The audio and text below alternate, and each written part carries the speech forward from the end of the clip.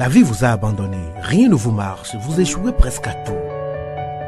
Vous vous sentez écrasé sous le poids des forces ténébreuses, de l'isolement, de la solitude et des soucis quotidiens.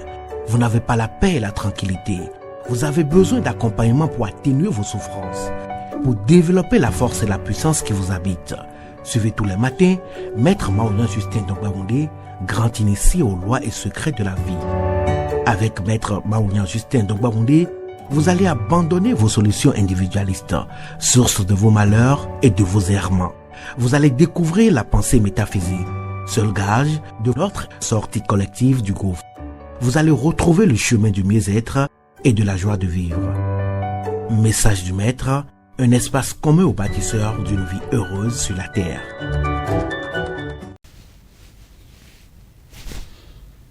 Mesdames et messieurs, hommes et femmes qui peuplent la terre, mes frères et sœurs bâtisseurs de tous horizons, en vos différents grades, degrés et qualités. Je voudrais prendre ici la parole pour exprimer à chacun et à tous ma profonde et sincère reconnaissance pour vos soutiens de tous les instants.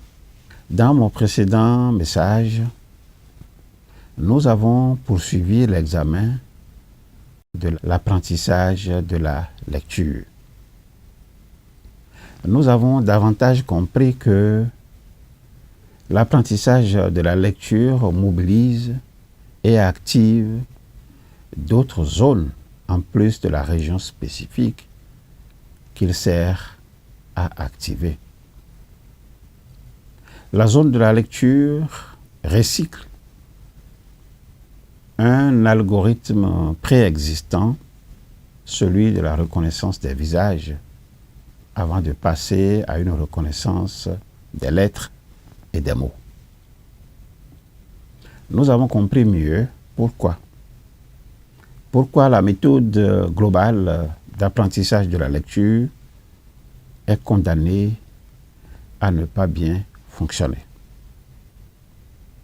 Le b.a.-ba dont on s'est tant moqué est ce qui permet de mieux activer ou le mieux d'activer et de recycler les zones cérébrales appropriées à la lecture.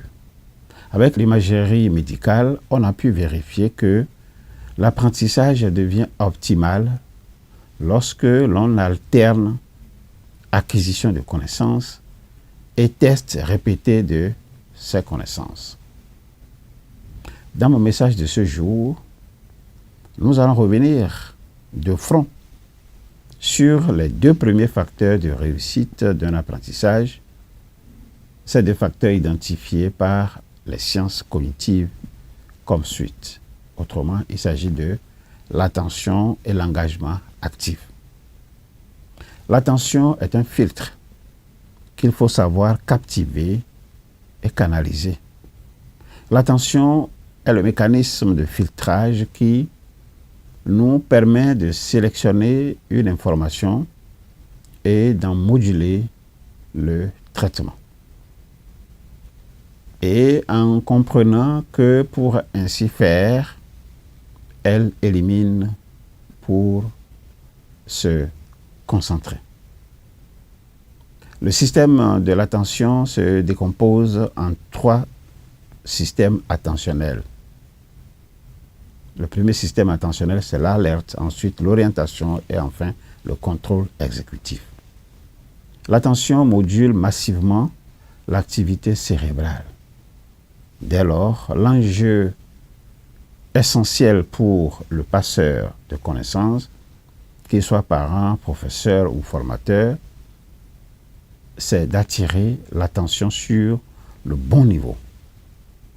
Et l'apprenant doit être alerte. Or, il existe des limites à l'attention. Tout d'abord, le filtrage implique que réaliser 2 tâches simultanément est très difficile.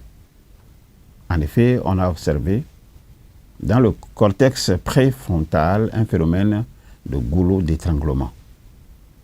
En réalité, lorsque l'on jongle, on ne fait pas 2 choses en même temps. On va simplement passer d'une tâche à l'autre. en omettant temporairement la première tâche, et ceci au détriment de l'acquisition de signaux. Ensuite, lorsque l'on est concentré, les stimuli non pertinents pour la tâche en question vont tout bonnement devenir invisibles.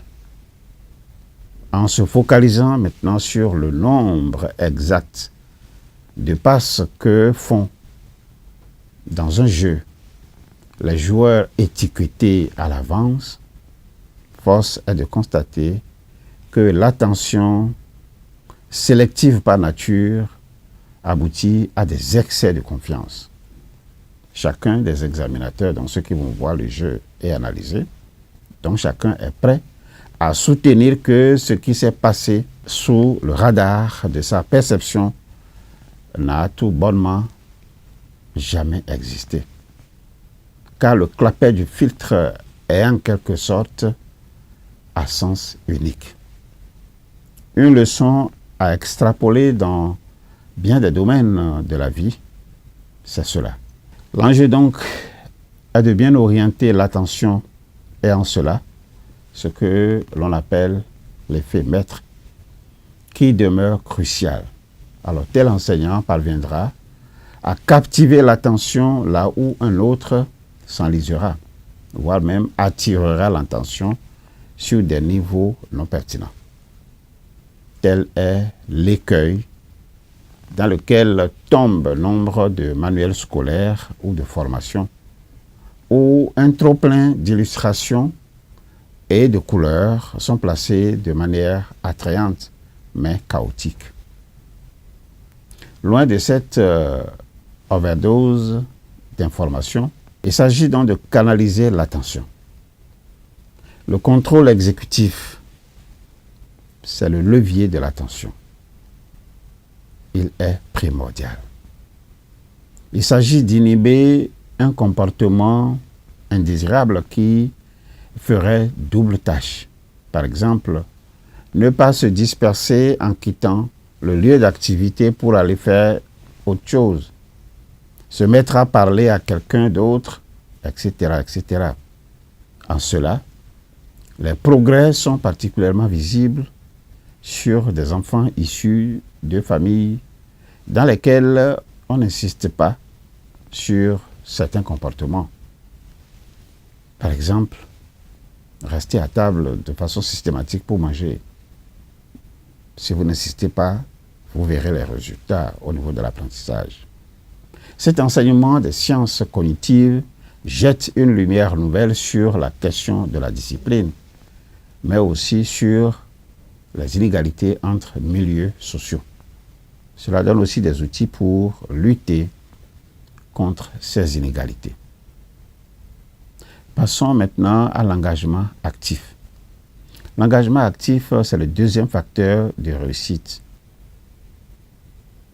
Le principe directeur est, on ne peut plus clair. Le principe directeur, c'est un organisme passif n'apprend pas. On recherchera donc un engagement actif.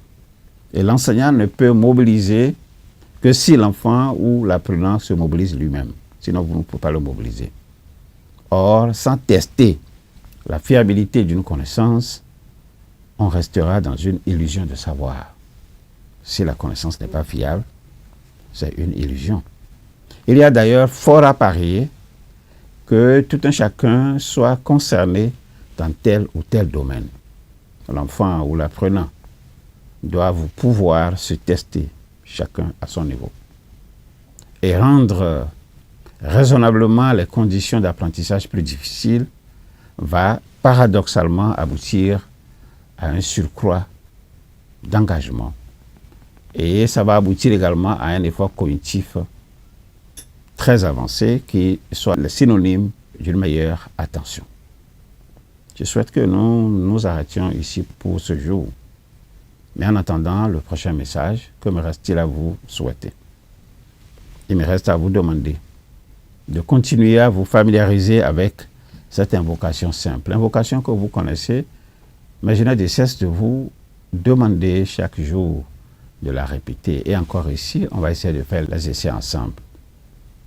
Nous partons de 5 heures chaque matin et nous allons jusqu'à 21 heures, à intervalles réguliers de 2 heures. Allez-y avec moi. Au commencement était la pensée. La pensée se manifesta sous la forme d'idées.